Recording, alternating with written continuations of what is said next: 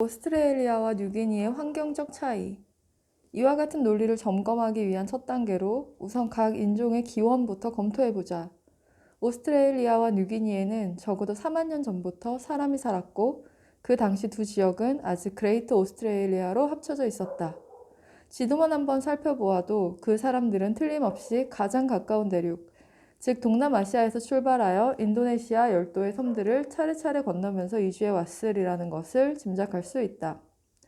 이 같은 결론은 현대 오스트레일리아인, 뉴기니인, 아시아인 사이의 유전적 관계, 그리고 오늘날 필리핀, 말레이 반도, 미얀마 건너편의 안다만 제도 등 등지에 남아있는 사람들의 비슷한 외모로 뒷받침된다. 이주민들은 그레이트 오스트레일리아의 해변에 닿은 후 신속히 대륙 전체로 퍼져 가장 외지고 살기 어려운 지역에도 샅샅이 파고들었다. 적어도 4만 년 전에는 오스트레일리아의 서남쪽 변방에서도 사람이 살기 시작했다는 것이 화석과 석기로 증명되었고, 늦어도 3만 5천 년 전에는 이주민들이 처음 상륙한 곳으로 보이는 오스트레일리아 또는 뉴기니 서부에서 가장 멀리 떨어진 오스트레일리아 동남부와 태즈메니아에도, 그리고 늦어도 3만 년 전에는 뉴기니의 한랭성 고지대에서도 사람이 살기 시작했다. 그러나 뉴기니 동쪽의 비스마르크 제도와 솔로몬 제도는 수십 킬로미터에 이르는 바다를 더 건너가야 했으므로 그곳에 사람이 살기 시작한 것은 3만 5천 년 전이었다. 연대로 보면 이렇게 3만에서 4만 년 전에 해당하지만 실제로 사람들이 퍼져나간 속도는 더 빨랐을지도 모른다. 방사성 탄소법의 실험 오차를 감안하면 이 정도의 연대 차이는 거의 있으나 마나한 것이기 때문이다. 오스트레일리아와 뉴기니에 처음 인류가 살기 시작한 홍적세 무렵 아시아 대륙은 보르네오, 자바, 발리 등의 섬들이 아직 붙어 있어서 동쪽으로 더 뻗은 상태였으므로 오스트레일리아와 뉴기니 쪽에서 보았을 때 동남아시아의 경계선은 현재 위치보다 1600km쯤 가까웠다. 그러나 홍적세 때에도 보르네오나 발리에서 그레이트 오스트레일리아로 넘어가려면 최소한 8개 해협을 건너가야 했으며 그 중에서 가장 넓은 곳은 80km에 달했다. 지금으로부터 4만 년 전에 그처럼 바다를 건널 때는 대나무 뗏목을 사용했는데 기술 수준은 낮지만 충분히 바다를 건널만 하며 남중국 해안 일대에서는 지금도 뗏목으로 바다를 건너고 있다. 그래도 바다를 건넜다는 것이 쉽지는 않았을 것이다. 늦어도 4만 년 전에 인류가 처음 상륙했지만 그로부터 수만 년 동안 아시아에서 새로운 사람들이 그레이트 오스트레일리아로 넘어왔음을 증명하는 분명한 고고학적 증거는 없기 때문이다. 그러다 이주에 대한 확실한 증거가 다시 발견되는 시기는 지난 몇천 년 사이로 그 증거는 바로 원산지가 아시아인 돼지가 뉴기니에 처음으로 나타나고 아시아 원산의 개가 오스트레일리아에 처음 나타났다는 점이다. 이처럼 오스트레일리아와 뉴기니의 인간 사회는 아시아 사회로부터 비롯되었지만 실질적으로는 아시아 사회와는 격리된 상태였다. 그것은 오늘날의 언어에도 반영되었다. 수만 년 동안 서로 떨어져 있었던 탓에 오늘날 오스트레일리아의 각종 원주민 언어가 뉴기니의 주요 언어군은 아시아의 그 어떤 언어와도 가까운 관계를 보이지 않는다. 격리 상태는 유전자와 형질 인류학적 특징에도 반영되어 있다. 유전학적 연구에 의하면 오스트레일리아 원주민과 뉴기니 고지인들은 그래도 다른 대륙 사람들보다는 현대 아시아인들에 더 가까운 것으로 나타나지만 그 관계는 아주 가깝지는 않다. 골격이나 외모를 보더라도 오스트레일리아 원주민과 뉴기니인들은 대부분 동남아시아인들과는 뚜렷한 차이를 보인다. 이것은 오스트레일리아인이나 뉴기니인들의 사진을 인도네시아인이나 중국인의 사진과 비교해보면 금방 알 수 있다. 그 같은 차이점들이 생겨난 까닭은 처음에 그레이트 오스트레일리아로 이주한 아시아인들이 아시아에 그대로 정주한 사촌들과 헤어진 채 서로 유전자 교환을 거의 하지 않고 오랫동안 따로 진화된 탓도 물론 있다. 그러나 그보다 더 중요한 이유는 아마도 처음에 그레이트 오스트레일리아로 이주할 당시 동남아시아에 살고 있던 사람들이 대부분 나중에 중국에서 뻗어나온 다른 아시아인들로 교체되어 오늘에 이르렀기 때문일 것이다. 오스트레일리아 원주민과 뉴기니인들도 유전자, 외모, 언어 면에서 서로 달라졌다. 예를 들자면 혈액형 중에서 ABO식 혈액형의 B형과 MNSS식 혈액형의 S형은 세계 대부분 지역에서처럼 뉴기니에서도 나타나지만 오스트레일리아에는 두 가지 다 거의 존재하지 않는다. 뉴기니인들의 머리카락은 대개 돌돌 말려있지만 오스트레일리아인의 머리카락은 직모이거나 물결형이다. 오스트레일리아의 각종 언어와 뉴기니의 파푸아계 언어는 아시아 언어와 무관할 뿐만 아니라 상호 간에도 무관하다. 다만 토로스해협을 사이에 두고 일부 어휘가 양방향으로 전파되었을 뿐이다. 이처럼 오스트레일리아인과 뉴기니인이 서로 달라졌다는 것은 크게 다른 환경에서 오랫동안 격리되어 있었음을 나타낸다.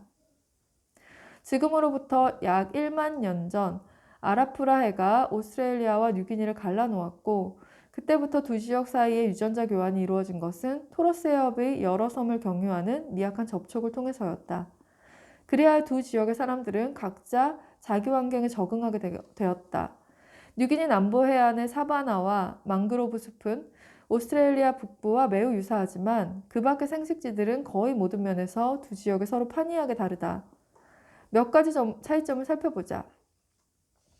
우선 뉴기니는 거의 적도상에 위치하고 있지만 오스트레일리아는 그 남단인 남위 40도에 가까우므로 온대까지 깊숙이 뻗어 있다.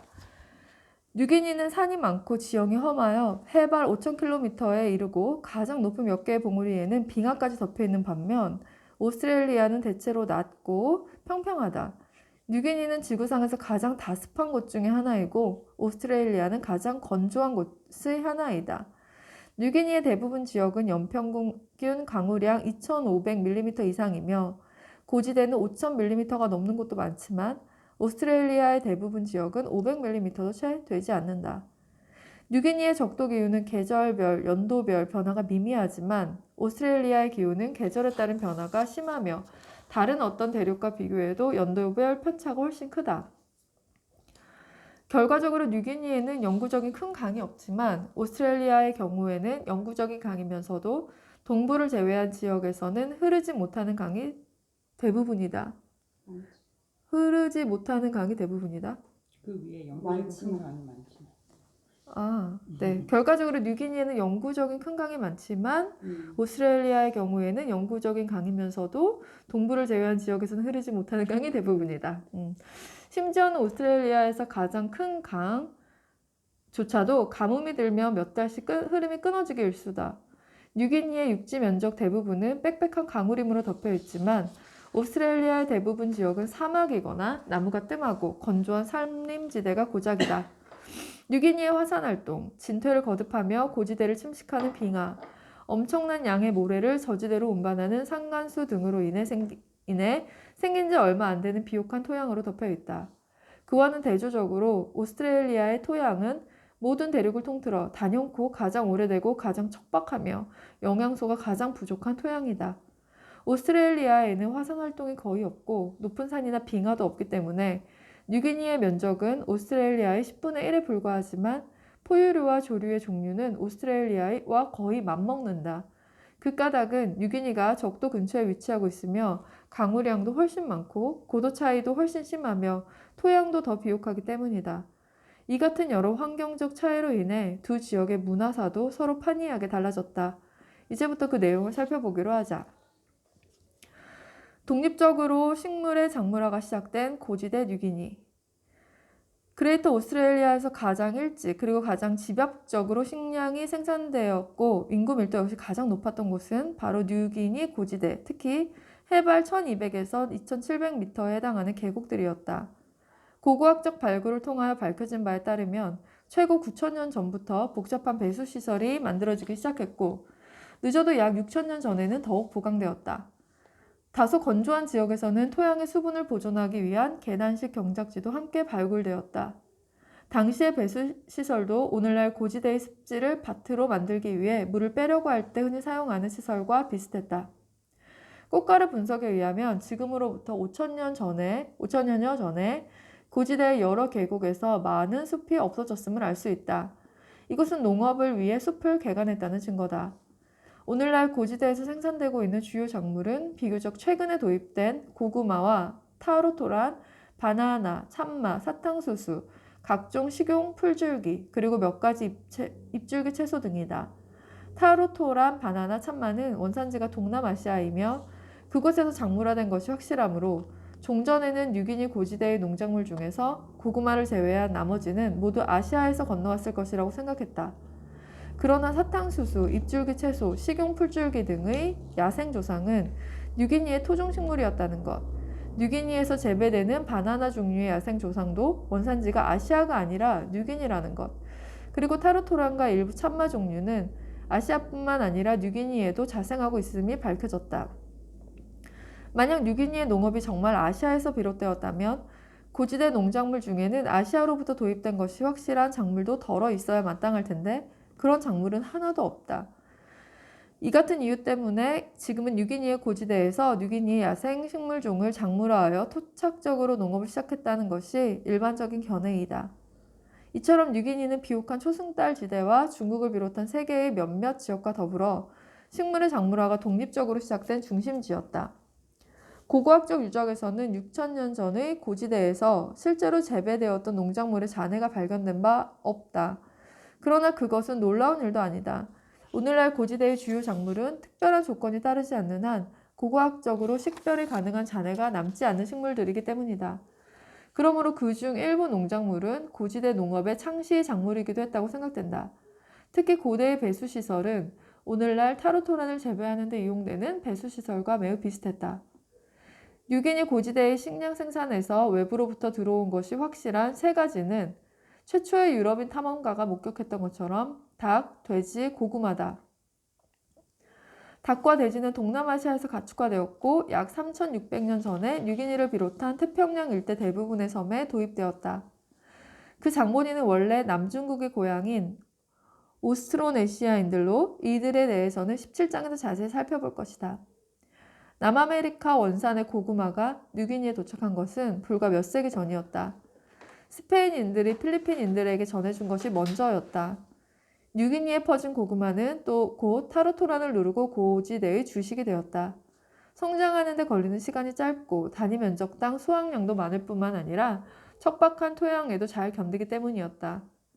고지대 농업이 발달함에 따라 뉴기니에서는 수천 년 전 대규모의 인구 폭발이 일어났을 것이다. 대형 유대류가 많았던 뉴기니의 거대 동물군이 멸종된 이후 그때까지 고지대에서는 수렵 채집민들의 인구 밀도가 매우 낮을 수밖에 없었기 때문이다. 그리고 몇백 년 전에 고구마가 도착하면서 또 한 번의 인구 폭발이 일어났다. 1930년대에 처음으로 뉴기니의 고지대 상공을 날아가던 유럽인들은 네덜란드를 방불케 하는 광경을 내려다보며 몹시 놀랐다. 광활한 계곡을 송두리째 개간하여 여기저기 마을이 늘어섰고 집약적 식량 생산을 위해 물을 빼고 울타리를 친 밭이 계속 계곡 전체에 질비했다. 당시에 이 같은 광경은 석기를 사용하던 농경민들의 인구 밀도가 얼마나 높아졌는지를 입증하고 있다.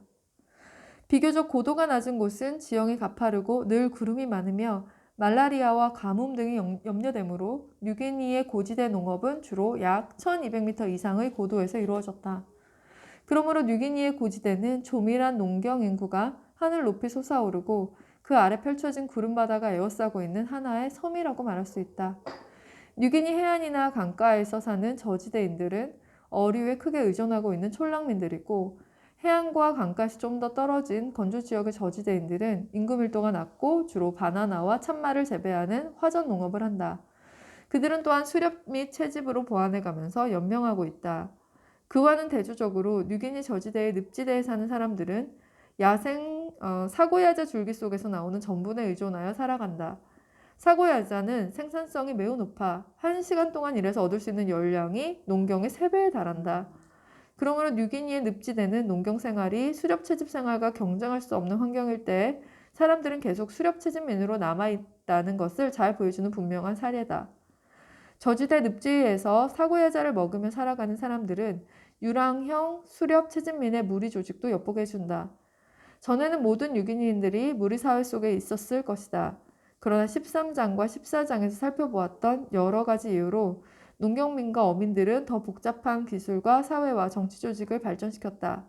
그들은 영구적인 촌락에서 부족사회를 이루고 살며 대인이 이끄는 경우도 많다. 그들이 만든 목각상이나 가면 등의 훌륭한 예술품은 전 세계 박물관에서 귀중한 대접을 받고 있다.